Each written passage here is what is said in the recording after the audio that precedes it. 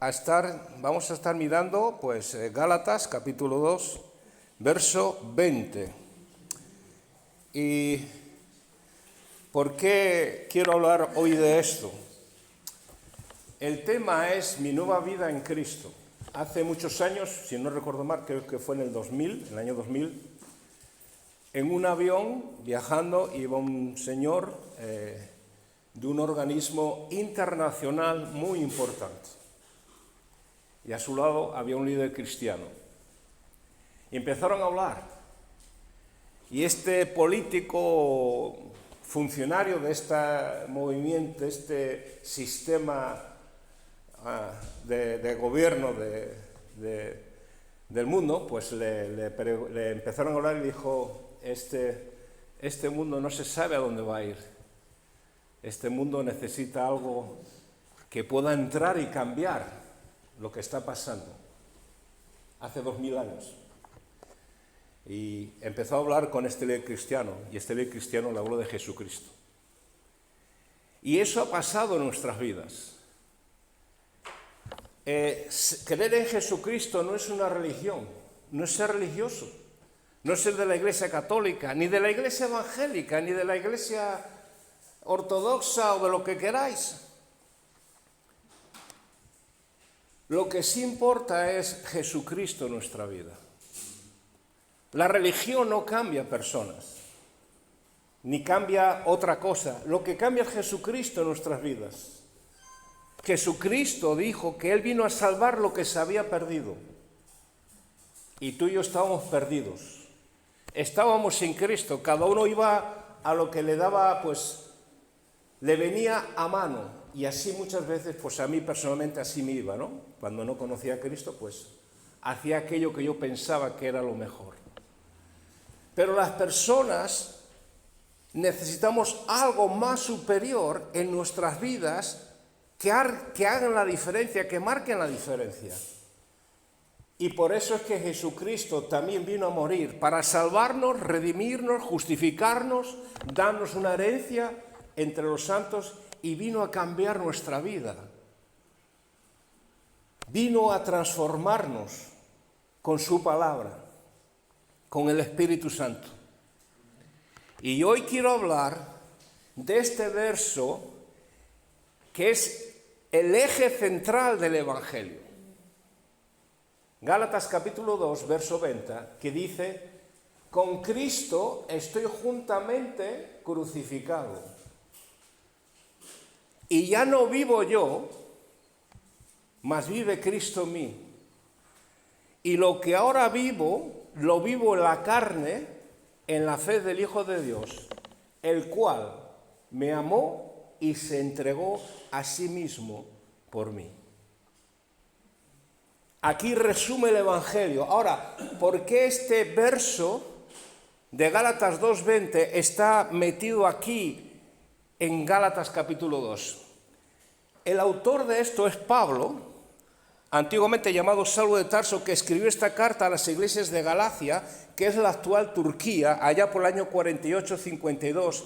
Se cree que estaba o en Roma o probablemente en la península ibérica, porque sabéis que Pablo quería venir a España.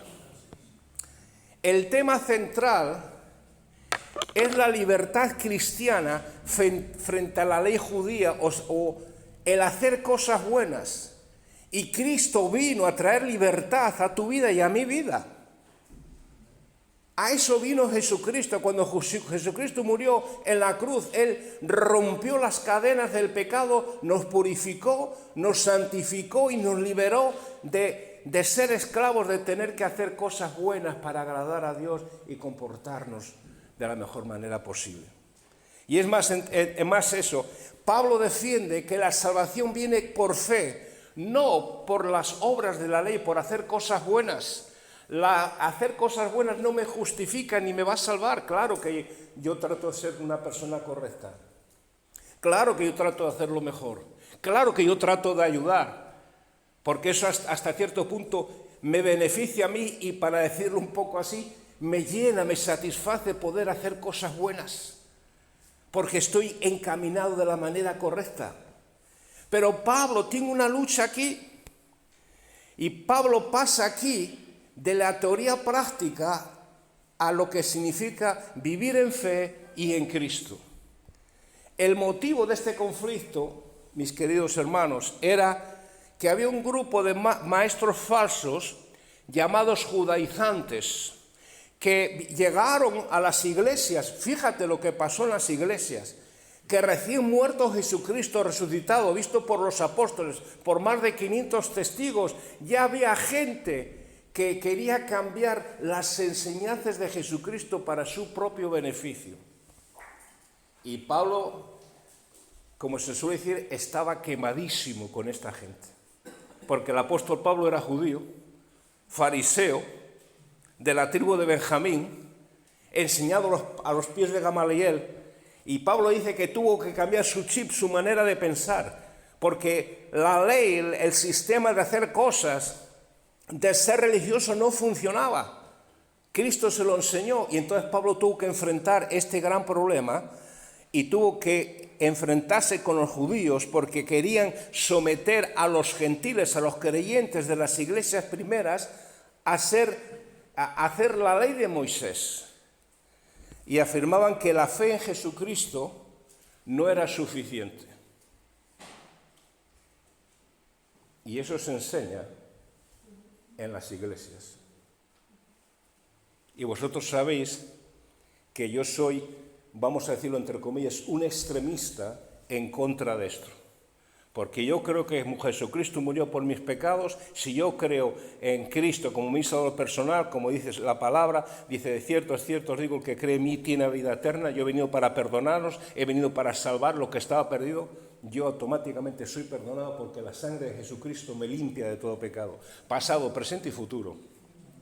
No tengo nada que hacer, no tengo que demostrar nada a nadie.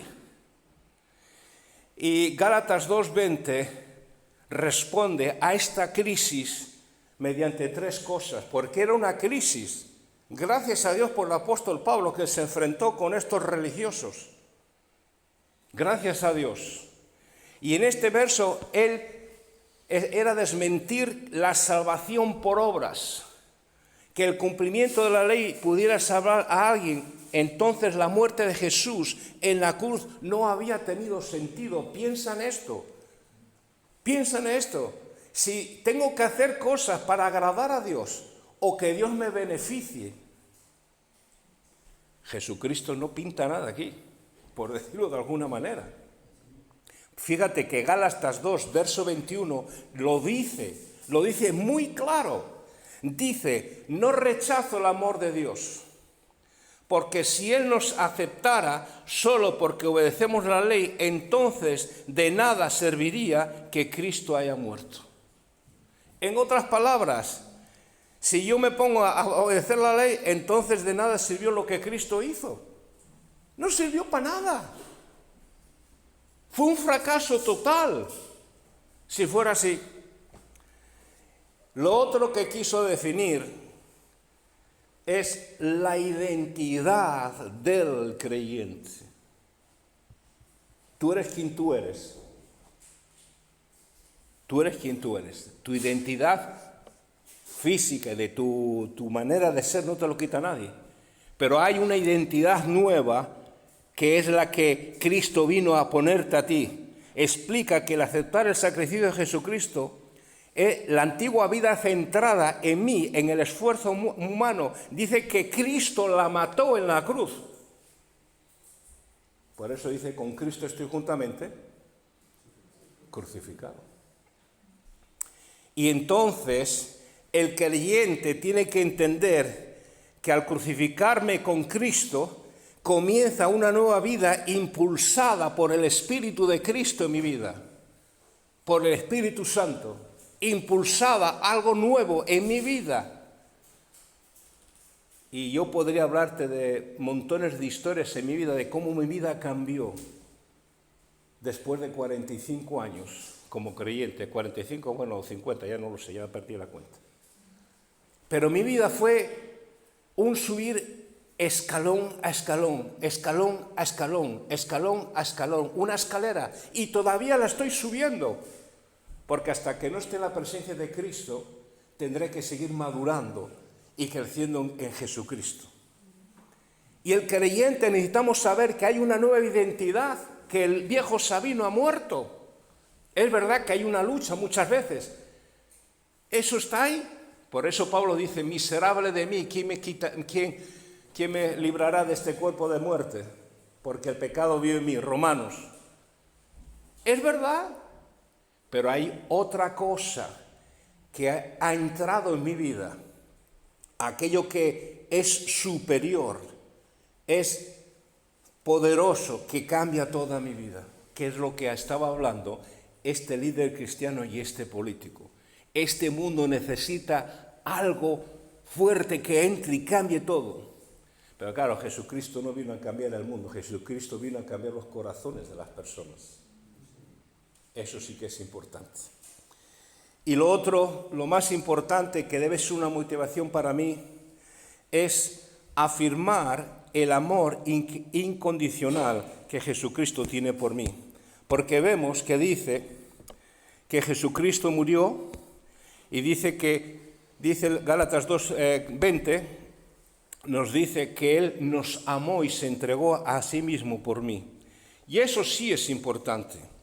Eso sí es importante en nuestras vidas. Así que lo que hace Pablo aquí es sintetizar el mensaje principal. Es la justificación ante Dios se logra exclusivamente por medio de la fe en Jesucristo y la gracia, no por el cumplimiento de ritos o leyes humanas. Tenemos que olvidar las religiones. Tenemos que olvidar el querer ser bueno para agradar a Dios. Tenemos que olvidar ese sistema, no funciona. Y la cruz y la identidad. En la cruz está mi identidad. La pregunta es, ¿quién soy yo ahora? Por eso Gálatas 2:20 dice, con Cristo estoy juntamente crucificado. ¿Tú me ves a mí crucificado? ¿No? Pero posicionalmente, Jesucristo murió por mis pecados allá en la cruz y los clavó. Romanos 5:6 nos habla de que la cruz redefine quién yo soy ahora. Hay un cambio, lo redefine la cruz. Dice Romanos capítulo 6, verso 5-6, dice, porque si fuimos plantados juntamente con Él en la semejanza de su muerte, tú fíjate, el simbolismo, la analogía que hay, porque si fuimos plantados juntamente con Él en la semejanza de su muerte, crucificado, así también lo seremos en la de su resurrección.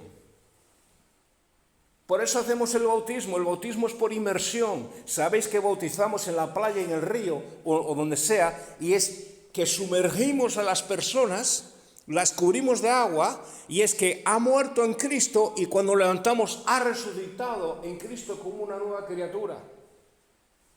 Eso es el bautismo, el simbolismo del bautismo, que el bautismo nos salva. Pero es una identificación física para otras personas que yo recibí a Jesucristo como mi Salvador personal. Sigue diciendo el verso 6 de Romanos 5. Sabiendo esto, fíjate qué interesante, el creyente tiene que saber esto.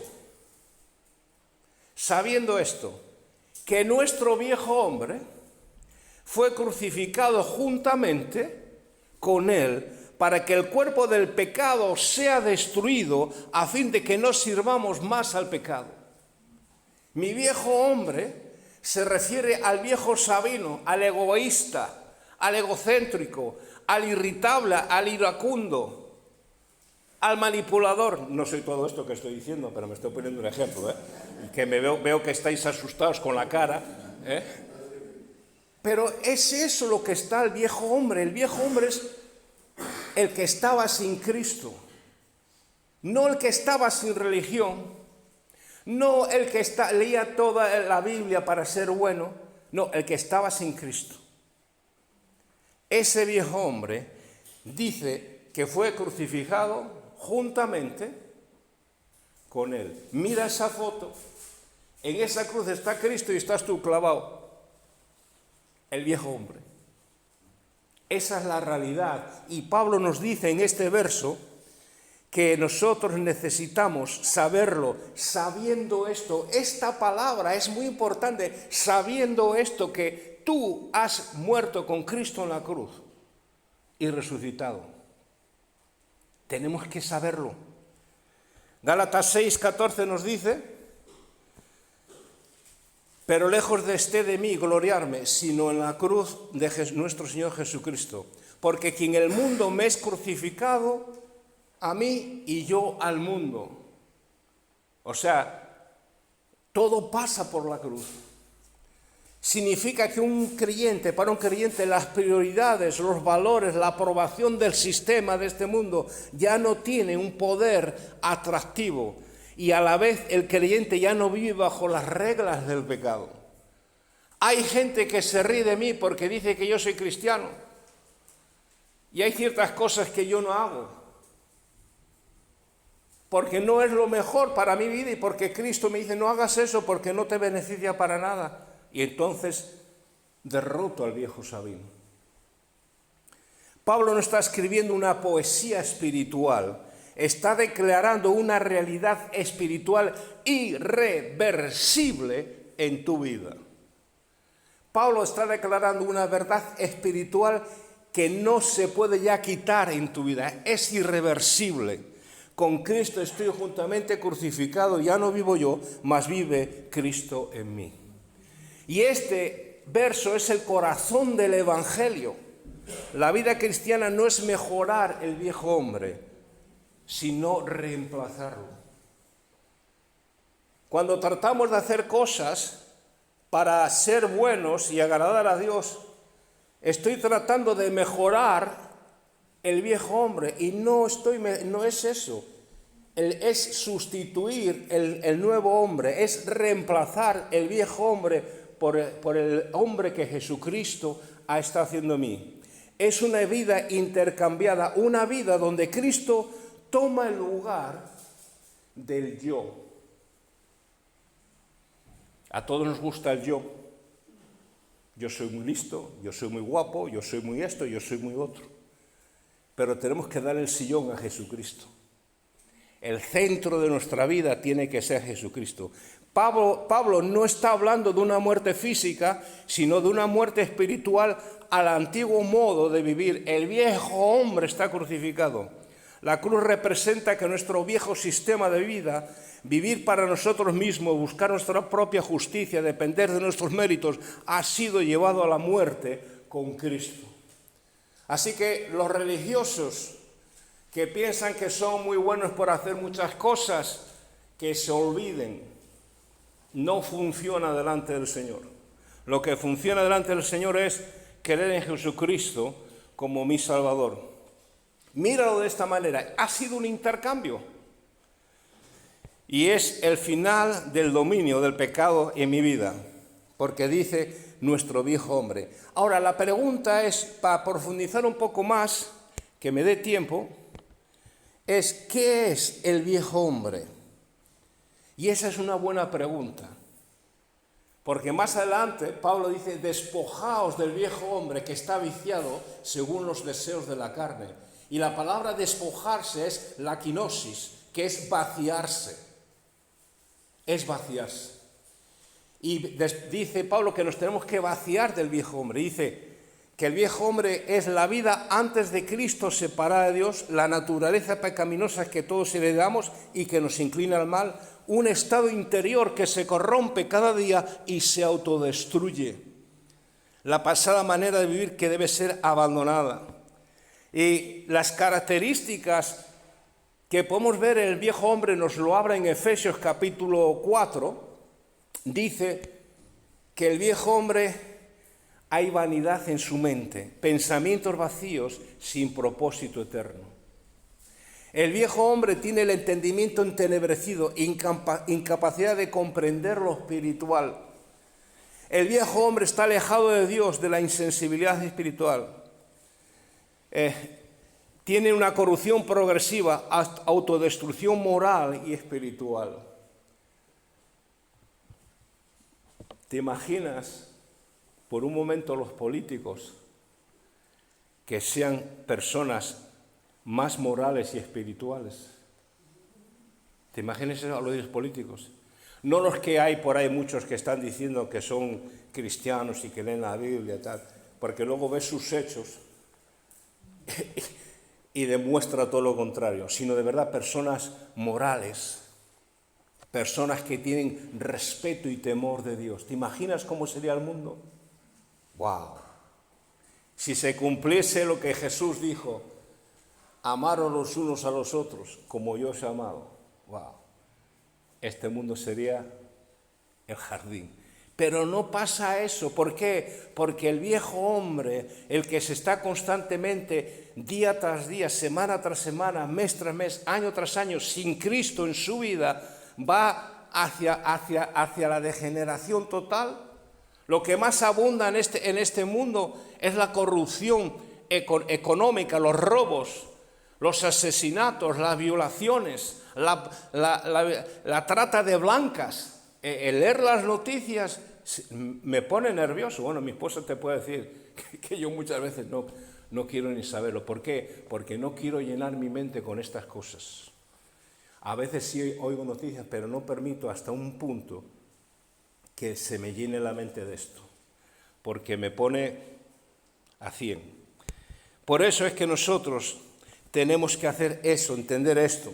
Y nosotros, para renovar este viejo hombre, para poder renovar, tenemos que hacer lo que la Biblia nos enseña, renovarme la mente con la palabra, leer la palabra de Dios, como hemos leído antes, la bendición de leer la palabra, que son dulces a mi corazón, que la ley de Dios es bendita, que me purifica, porque sabes que la palabra de Dios, lo que leemos en la Biblia muchas veces, vemos que la Biblia anima, la Biblia motiva, la Biblia me llena, la Biblia me habla de Dios, la Biblia me habla del perdón de Dios, la Biblia me habla del amor de Dios, me habla de tantas cosas que le falta a este mundo. Por eso es que nosotros necesitamos renovar nuestra mente. Cuando hay un pensamiento negativo, renovar la mente. Filipenses 4, dice el apóstol Pablo, dice, si hay alguna cosa buena, virtud, pensar en esto, en lo que es agradable, en lo que es amable, en lo que es perfecto, en lo que trae honra. Pensar en estas cosas buenas. La otra cosa es vivir en el Espíritu. Dice Gálatas 5:6 más adelante que andad en el Espíritu y no satisfagáis los deseos de la carne. ¿Veis aquí la lucha? Sigue habiendo una lucha encarnecida. Y Pablo nos dice, oye, anda en el Espíritu, o sea, el Espíritu, los frutos, el amor, la templanza, el dominio propio, el gozo, la paz. Son frutos del Espíritu Santo que nosotros como cristianos tenemos porque estamos crucificados con Cristo y esos frutos viven en nosotros y la gente se muere por tener gozo, paz, mansedumbre, templanza, dominio propio. La gente busca esto de cualquier manera. Yo leo libros, muchos, y me he leído algunos libros de autoayuda. Y me fascinan estos libros de autoayuda porque en el fondo son principios bíblicos. Así que he dejado de leerlos. Son principios bíblicos. Yo miraba, mientras mi esposa va en los centros comerciales, ella va a la ropa y cosas de esas, yo me voy para las estanterías de los libros. Y entonces voy directamente a los libros de autoayuda. Y yo dije, ¿pero qué? Pero incluso se atreven a poner proverbios, el libro de proverbios, se atreven a eso. Porque la gente busca cómo satisfacer la tristeza de su corazón. El mundo busca satisfacer la pérdida de identidad que cada persona tiene. Las personas buscamos cómo sanar nuestras emociones, nuestros dolores, nuestros fracasos.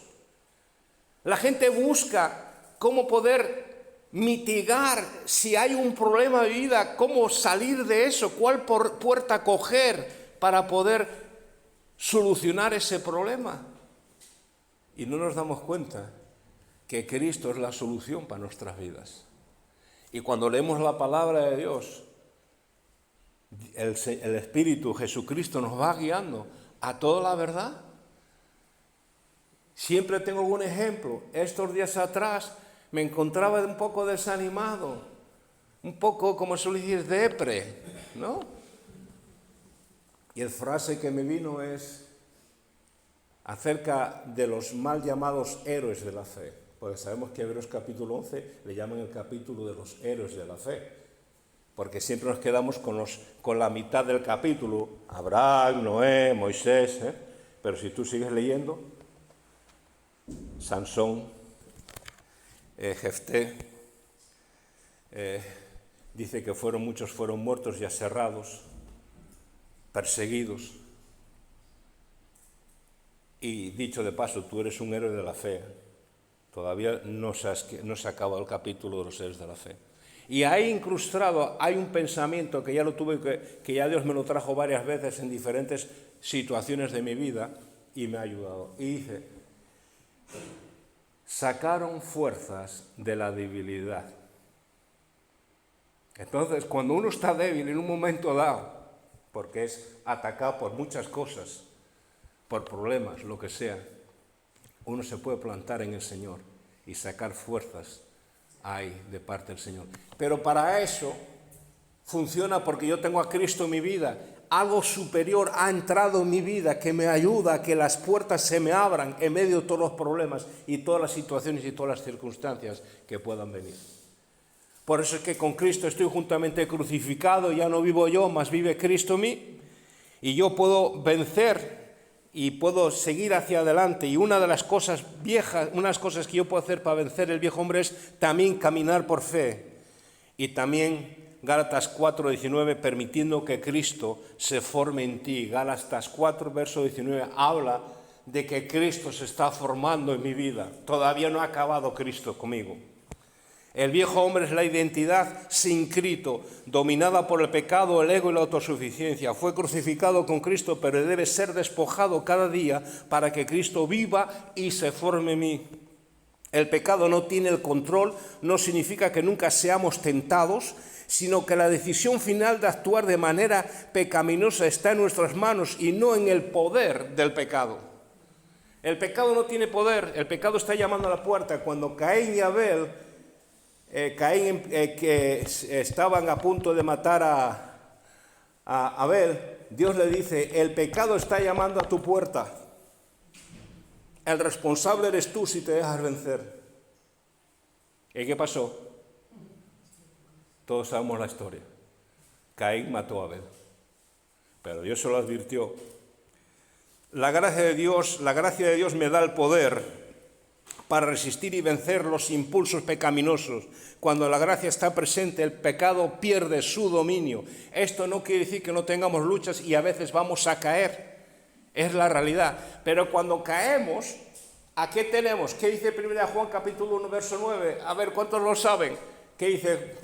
Dice que si confesamos nuestros pecados, que Él es fiel y justo para perdonarnos y limpiarnos de toda maldad. Así que hay algo superior en nosotros. Hay algo poderoso que entró en nuestras vidas y cambió, deshizo todo lo que hay en mi viejo hombre, Jesucristo. Y cuando decimos que el pecado no tiene el control, nos referimos a que el pecado solo ofrece una opción. La decisión última la tomo yo.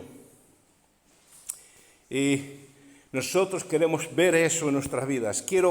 Para ir cerrando rápido, la otra parte del verso dice, la vida, más Cristo vive en mí. Con Cristo estoy juntamente crucificado y ya no vivo yo, más Cristo vive en mí. La vida intercambiada, aquí está ese milagro. Cristo no solo murió por mí, sino que vive en mí. Hizo completo la fase. No solamente murió, sino que aparte de morir por mí, dijo, voy a vivir en ti, te voy a dar fuerzas, eres una nueva criatura. Como dice Pablo, que las cosas viejas pasaron, he aquí todas son hechas nuevas.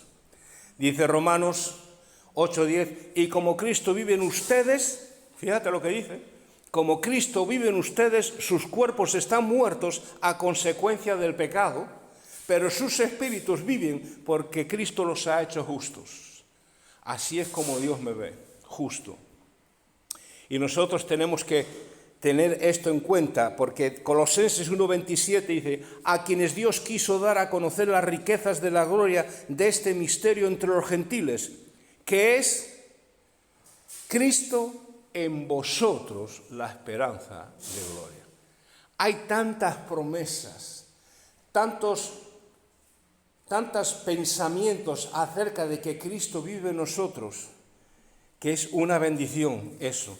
Nosotros necesitamos entender estas cosas como vimos, que tenemos que ser entendidos de esto, que tenemos que conocerlo. Efesios 3:17 dice, para que habite Cristo por la fe en vuestros corazones, a fin de que arraigados y cimentados en amor crezcáis. Y Gálatas 4:19, el verso que dije antes, lo quiero leer completo, acerca de que Cristo nos está formando. Todavía Dios no acabó con nosotros. Si no acabó conmigo, imagínate lo que Dios hizo en mi vida, el cambio que me dio total. Hijitos míos, por quienes vuelvo a sufrir dolores de parto, hasta que Cristo sea formado en vosotros. Pablo estaba viendo que los Gálatas, que es donde estamos, se estaban desviando por causa de unos maestros judiciantes falsos, manipuladores, que querían cambiar el Evangelio de Jesucristo. Y el apóstol Pablo entra y les habla que no es por ser un religioso, sino que es porque Cristo está en nosotros. No basta con tener a Cristo dentro, debe formarse en tu carácter, tus palabras y mis acciones. Tengo que dejar que Cristo trabaje en mi vida a través de la oración y a través de la palabra y a través de la comunión y de las reuniones. Y no importa si fracasamos, si caemos, ya hemos leído 1 Juan capítulo 1, verso 9. Nadie es perfecto, siempre lo digo, siempre lo enfatizo.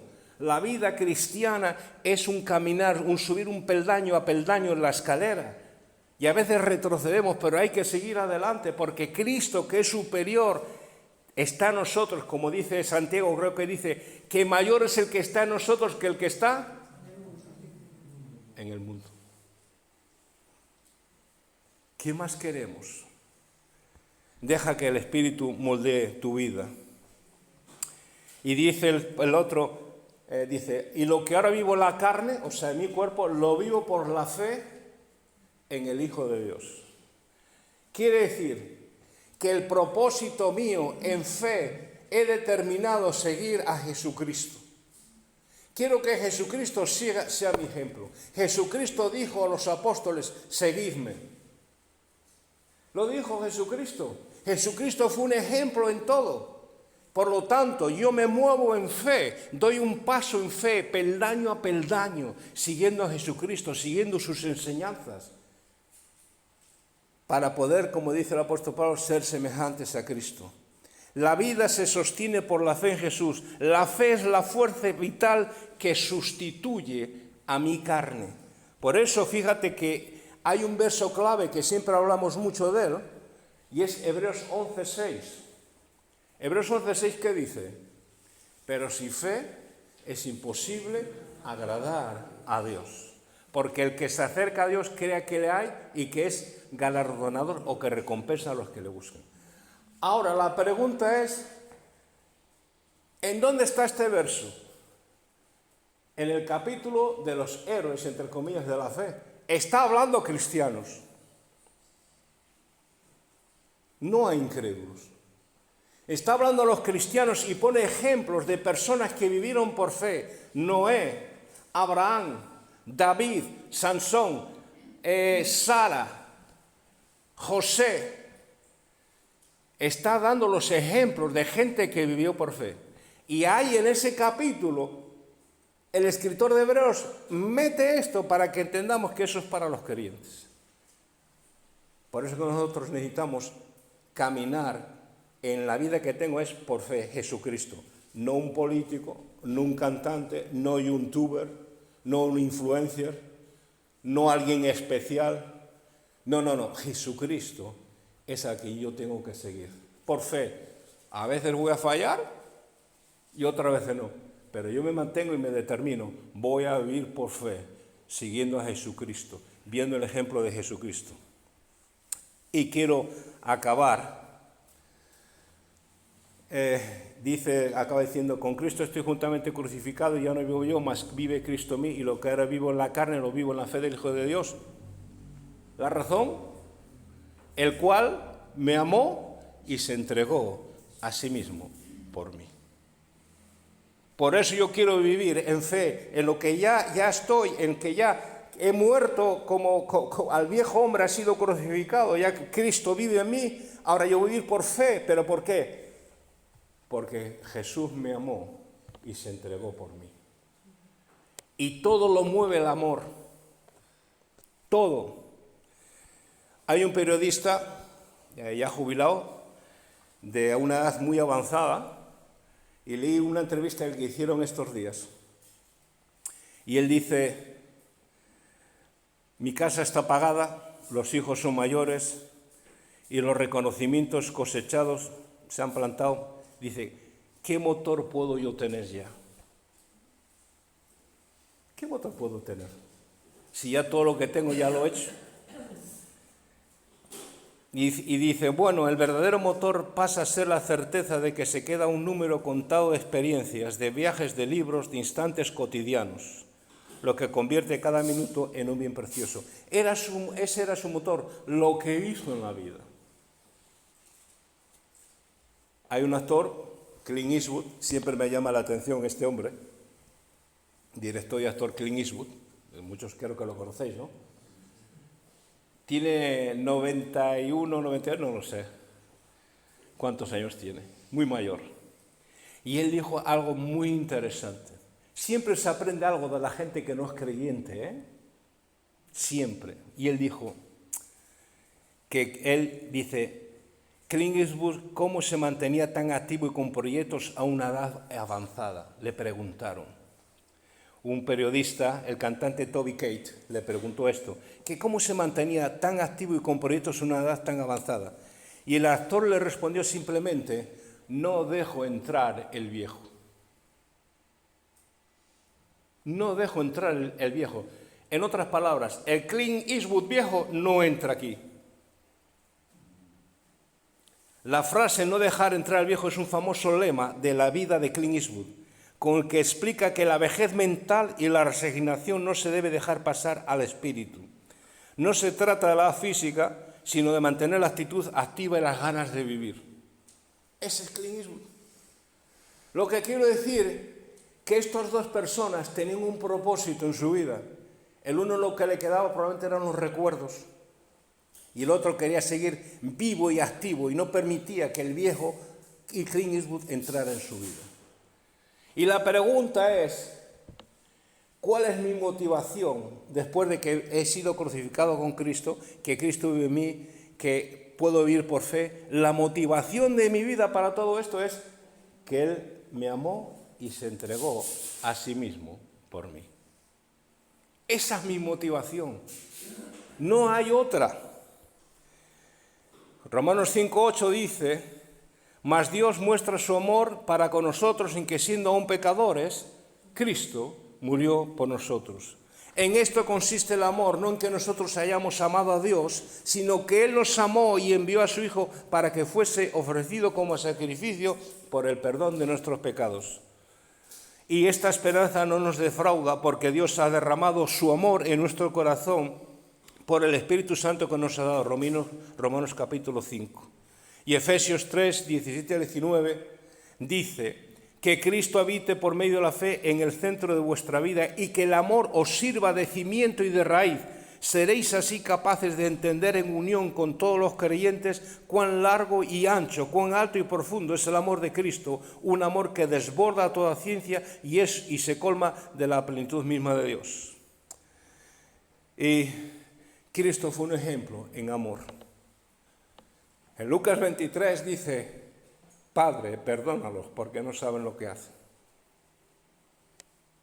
Eso muestra el amor de Dios, el amor de Cristo. Un amor que perdona, un amor que no guarda rencor y busca el bien de los demás, incluso cuando Él ha sido herido. Nadie tiene mayor amor que este, que uno ponga su vida por sus amigos. Juan capítulo 15. Y la motivación nuestra tiene que ser el amor.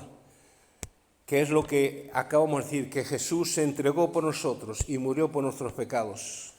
Así que yo te animo a que tú cojas este simple verso esta semana y tú lo leas y medites sobre él, que pueda ser un beneficio en tu corazón. Con Cristo estoy juntamente crucificado, ya no vivo yo, mas vive Cristo en mí, y lo que vivo ahora en la carne, lo vivo en la fe del Hijo de Dios, el cual me amó y se entregó a sí mismo por mí. Amén, amén.